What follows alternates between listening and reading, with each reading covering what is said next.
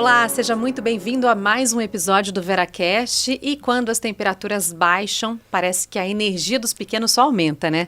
Hoje nós vamos para um programa bem especial e completo, com muitas dicas de saúde, de bem-estar, com atividades com as crianças durante o inverno, mantendo sempre a diversão e o cuidado. Para me acompanhar hoje aqui, está comigo a doutora Daniela de Carvalho Nutti, que é pediatra e coordenadora médica da Enfermaria Pediátrica do Veracruz. Bem-vinda, doutora. Muito obrigada, Marcela. Agradeço imensamente aí a oportunidade de ter uma conversa tão gostosa sobre essa, nesse tempo de muita energia das crianças, e nós todos, como os pais, sabemos o quanto isso é desafiador. É muita coisa para administrar. Muita! Né? Está comigo também a Raíra Maia Alvarez, que é pediatra e coordenadora médica do Pronto Socorro Pediátrico do Veracruz Hospital. Bem-vinda, obrigada pela participação, doutora. Eu que agradeço pelo convite. A gente já vai entrar no tema diversão, mas antes eu queria falar um pouquinho sobre prevenção, porque nessa época do inverno a gente sabe, né? Queda nas temperaturas, tempo mais seco, as crianças elas ficam mais suscetíveis, né, a doenças respiratórias principalmente. Quais são as principais? Olha, a gente está passando um período bem complicado, né? E o que a gente mais vê nessa época do ano são as doenças respiratórias causadas pelos vírus respiratórios. Então, a famosa bronquiolite, os quadros de resfriado e os quadros de gripe causado por influenza, né, Dani? Esse ano a gente está vendo bastante caso de influenza, as faringoamidalites, as famosas infecções de garganta e, eventualmente, esses quadros acabam desencadeando aí exacerbações dos quadros de asma e de rinite para as crianças alérgicas também. Bastante preocupação para as mães, para os pais, né, para os cuidadores das crianças. São as famosas ites, né, as Marcela? ites todas, né, doutora Daniela? Como incentivar, então, a prevenção a essas doenças nesse momento? Eu acho que o mais importante na prevenção é a gente pensar na saúde básica das crianças, né? A coisa mais importante, do meu ponto de vista, é manter a vacinação em dia das crianças e dos cuidadores que vão ficar com elas, dos pais, dos avós, das babás. Segundo momento, é sempre entender que a época de inverno é uma época que a gente precisa ficar restrito, mas a gente precisa manter as nossas atividades de saúde, de estar fora de casa, de estar no momento de em contato com a natureza, ainda mais nesse momento de férias. Além disso, eu acho que é importantíssimo sempre falar para as crianças o momento e a negociação de lavar as mãos com água, sabão, ou mesmo o uso do álcool em gel, que é sempre uma forma muito importante de prevenção de qualquer doença, tá? Manter-se agasalhado, ter uma boa alimentação, bem equilibrado e ter uma política de você ter uma condição de explicar para as crianças que, quando elas vão tossir ou espirrar, que seja feito de uma forma protegida, preferencialmente com antebraço. Já começa a educar ali desde cedo, Exato, né? exatamente. E tem uma questão também com relação à alimentação, que é um desafio, acredito, nessa época, a ingestão de líquidos, né? Sim. Incentivar as crianças a tomarem água. Sim, quando a gente observa, né, a nossa rotina, nós adultos já reduzimos a quantidade, a gente não sente sede, né, como num dia quente de verão.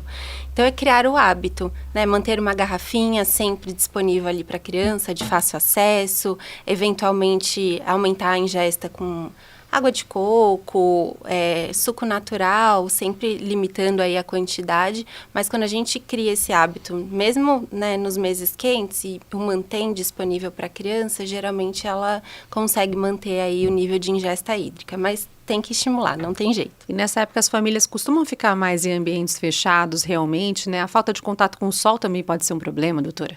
Sim, com certeza. Principalmente em relação à vitamina D. Eu acho que aí a Raíra pode falar um pouquinho melhor para a gente também sobre isso. Exatamente. Essa questão, né, da exposição solar, a gente sabe que o sol é a nossa principal fonte de vitamina D. Infelizmente, na alimentação a gente não consegue, né, obter essa fonte como deveria.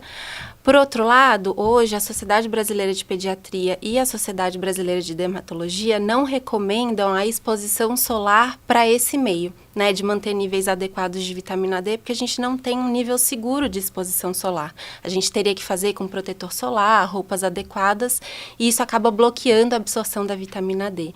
Então, a vitamina D é uma preocupação, mas a gente vai manter os níveis adequados de acordo com a suplementação indicada para a faixa etária. E a Sociedade Brasileira recomenda aí a suplementação até os 18 anos de idade. Óbvio que a exposição solar ela vai ser muito importante para, né, diversos motivos, né? Contato com a natureza, desenvolvimento, né, do globo ocular, enfim. Mas para a vitamina D especificamente, hoje a gente caminha mais para o lado da suplementação quando houver indicação. Suplementação é a partir dos 18 anos ou não? Do Pode tomar. até os 18 existe anos. essa possibilidade também entre as crianças, E né? sempre é bom, Marcela, lembrar que essa suplementação não deve ser feita de uma forma exclusiva com as famílias. Precisa ser feito através do pediatra assistente, com uma avaliação médica, para a gente também não ter níveis de intoxicação. Exato. E quando as crianças, né, as famílias vão até praticar atividade física ao ar livre, com essas temperaturas mais baixas, às vezes está ventando, né? Tem que tomar alguns cuidados agora no inverno? Sim, os cuidados são sempre importantes, né? Primeiro de tudo é estar bem aquecido, com roupas adequadas, né? Tendo muito cuidado com a região do peito, com a região do pescoço, com as extremidades, tá? É importante, antes de fazer atividade física, falar para as famílias e para as crianças, inclusive, fazer um aquecimento muscular para a gente evitar lesões, né? E não esquecer nunca da hidratação.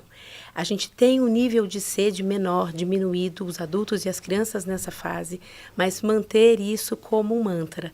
Tá? Tomar sempre líquido, levar a garrafinha, para não ter nenhum risco aí de desidratação, que também acontece no inverno. Não deixar de praticar a atividade física, Exato. porque ela é importante também no inverno, não é, doutora? Muito importante. A atividade física, ela leva a uma melhora da parte cardiovascular, ajuda as crianças no auxílio da perda de peso, vai ajudar as crianças no desenvolvimento motor, cognitivo, o mais importante, no social.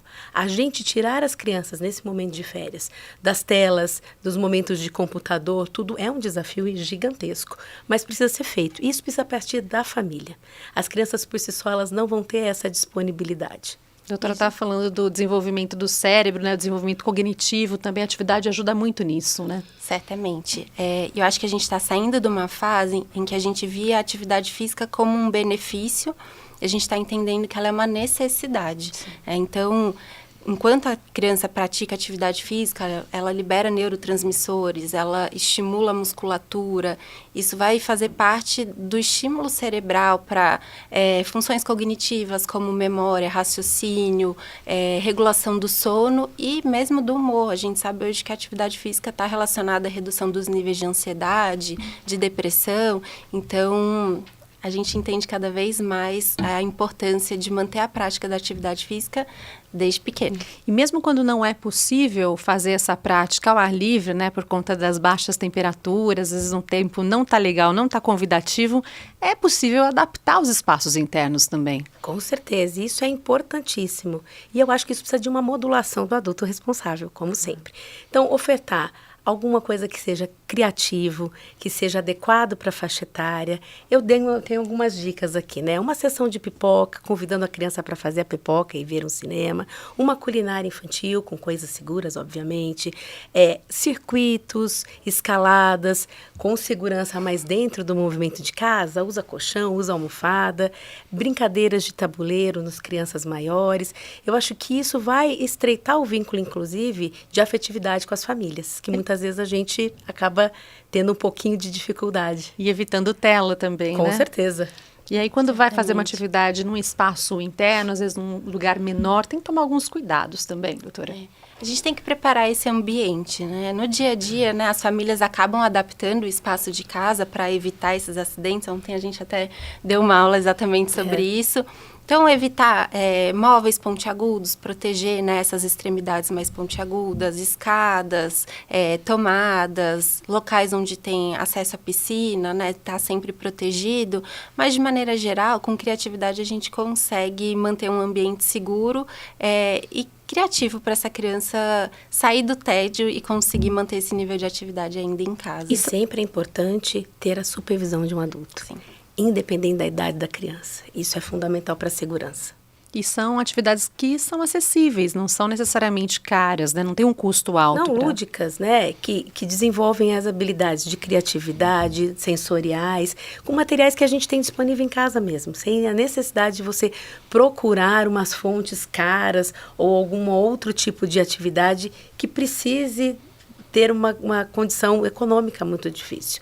Muitas vezes, assim, você pode fazer uma brincadeira de montar um chocalho com grãozinho de feijão nas crianças maiores, fazer uma tela, pintar com alguma tinta que você tem em casa. Então, coisas simples que vão estimular a criatividade, tirar as crianças da tela e vão fazer um vínculo legal com as famílias também. Eu acho que os pais têm a necessidade de participar desse processo de férias. Para isso ser alguma coisa criativa, legal, bacana, inclusive para os pais, né? O importante é manter o corpo em movimento o ano todo, Exato. né? Independentemente da estação. Sim, é isso que a gente entende, né? E a gente tem conversado, se a gente pensa nos países frios, né, onde tem neve, se essas crianças fossem, né, limitadas à prática de atividade ou manter os níveis de vida, né, só quando está sol ou quando está uma temperatura adequada, elas praticamente não teriam nenhum estímulo, né, ao longo do ano. Então, acho que é uma questão cultural também aqui no nosso país que a gente precisa derrubar. Se a criança está hidratada, está com roupas adequadas, não tem nenhuma contraindicação absoluta dela praticar essas atividades ao ar livre também. Por exemplo, né, quais atividades são recomendadas nessa época ao ar livre? Olha, eu gosto muito dos jogos em geral, com bola, queimada, jogo de vôlei, futebol, que os meninos são apaixonados, pelo menos os meus são muito apaixonados por futebol, né? Caminhadas, passeios com o cachorro, idas a museu, ao cinema, que são atividades internas, mas que elas podem vir associadas com algum passeio e uma caminhada extra. E estimula também a prática do coletivo, do social na criança, né? Porque a gente percebe as crianças cada vez mais sozinhas nas telas. E isso é fundamental, né? Estimular essa sociabilidade da criança que a gente tem perdido nos últimos anos, né? Acho que da pandemia em diante, as crianças ficaram mais internalizadas, menos criativas, mais propensas aí ao uso de telas. Então, sempre interar essas atividades sociais com crianças da mesma idade ou mesmo de idades diferentes, no meu ponto de vista, é fundamental para uma saúde física e, mais importante ainda, emocional. A gente estava falando há pouco da prevenção, né, de doenças respiratórias, que são comuns, principalmente as crianças ficam muito vulneráveis nessa época. Umas atividades também que podem ajudar e até prevenir. Natação, por exemplo, tem outras que a gente pode citar aqui? A natação é uma atividade física extremamente completa, mas hoje em dia a gente trabalha muito com a ideia de individualizar. Sim. O que faz sentido para aquela criança e para aquele contexto familiar. O mais importante é fazer algum tipo de atividade física. Claro que a natação, pensando em gasto energético, é uma das atividades mais completas, né? Pensando aí em saúde cardiovascular. E, eventualmente, a gente consegue praticar num ambiente fechado, né? Com temperatura controlada, então isso é bastante interessante também. Mas se é uma criança que não gosta, não faz sentido a gente manter. Então, sempre tentar encontrar um caminho onde a criança se divirta com a prática da atividade física para fazer sentido para a vida dela. Doutora Daniela trouxe muito essa responsabilidade e o papel dos pais, né, da mãe, do pai, do cuidador. É importante também que eles entendam esse papel e se divirtam junto com os filhos, né? É um momento importante, né? Perfeito. É um momento que tem que ser uma recreação coletiva. Se a criança está se divertindo e os pais não fazem parte desse processo, perde o sentido, né? Então, é sempre importante estimular a autonomia, o cuidado dessas crianças, mas estar participando. A criança, ela reproduz muito os nossos próprios exemplos. Então, quando a gente está fazendo uma atividade física com eles, temos que estar completos, né? Temos que estar gostando e eles têm que perceber que isso é uma motivação de que é um momento agradável para a família inteira. A gente sabe que todo mundo vive aí na correria do dia a dia, com muitas tarefas, trabalhos, mas quando se tem esse momento, essa oportunidade tem que aproveitar, né? Sim. E aí a gente sabe também, vem conversando isso ao longo de vários episódios aqui do VeraCast, dos benefícios para a saúde mental, não só para a parte física, mas também da saúde mental da criança e do adulto poder fazer todas essas atividades. Exato. A redução do número de atividades, de conquistas que a gente tem com atividade física é imensa. Diminui a ansiedade, diminui a fome excessiva, eu vou diminuir o risco das depressões, da necessidade de medicação nessas crianças que a gente tem visto em uma crescente importante. E isso vai estendido para os adultos também, né? Quando a gente tem uma liberação de endorfina, uma atividade física que ela seja sempre programada, você consegue se readaptar. A gente não está falando de 2, 3, 4, 5 horas na academia. Nem que seja 30 minutinhos diário, naquele momento que você vai caminhar com seu filho, andar de bicicleta, andar de skate, já é alguma coisa que traz muito benefícios, emocional e físico também. Para os pais que estão se organizando aí para esse momento, que dicas vocês podem trazer? Acho que o planejamento é essencial, né? E tentar adaptar a rotina, né? A gente eventualmente se baseia muito em recomendações ou em perfis de Instagram. A gente começa a estabelecer metas que não são alcançáveis na nossa vida. Então, acho que o mais importante é isso, revisar o estilo de vida de cada família e encontrar o melhor caminho de forma individualizada. Então, como a Dani falou, talvez a gente não consiga fazer 2, 3, 4 horas de atividade física durante a semana, mas se a gente conseguir fazer 40 minutos aos finais de semana, adaptando aí, mantendo essa família unida, talvez já faça mais sentido, né? E consiga já desenvolver um senso de diversão para essa criança em torno da atividade física, né? Hoje em dia a gente trabalha com o conceito de alfabetização física. Então, eu preciso criar o desejo dessa criança praticar atividade física durante toda a vida. Isso é muito mais fácil quando a gente começa de forma precoce. Além do momento de lazer, você está preparando aí um adulto que também vai gostar de se mexer, de se movimentar. Exato. E, na verdade, assim, né, é resgatar um pouco do brincar livre, né, que a minha geração, por exemplo, pegou. A gente brincava na rua, a gente se expunha ao sol, a gente pegava a joaninha do chão, as crianças perderam um pouco disso. E esse encantamento, ele precisa vir dos pais, né? E eu acho que isso é muito legal. Dos pais, dos avós, da babá, enfim. Você tendo esse resgate do contato com a natureza, eu acho que a saúde como um todo fica muito melhor das crianças e nós, enquanto pais e cuidadores também. Sim. Que imaginação criança tem de sobra, né? É só Muita. resgatar e incentivar. Sim. Obrigada, doutora Daniela, por todas que as dicas e agradeço. orientações aqui no VeraCast, viu? Eu que agradeço a oportunidade, espero aí que vocês tenham umas férias muito divertidas, muito adequadas com os filhos. Curtam, se divirtam, voltem a ser crianças, é a minha dica aí final. É isso. Muito obrigada pela participação, doutora Raíra, foi um prazer. Eu que agradeço. E você gostou do episódio? Então curta, comente, compartilhe com quem você conhece. Esse é o VeraCast, o podcast do Veracruz, que toda semana leva até você conteúdo sobre cuidado, saúde e bem-estar. A gente fica por aqui e eu te espero na próxima terça-feira, às 8 da noite. Até lá!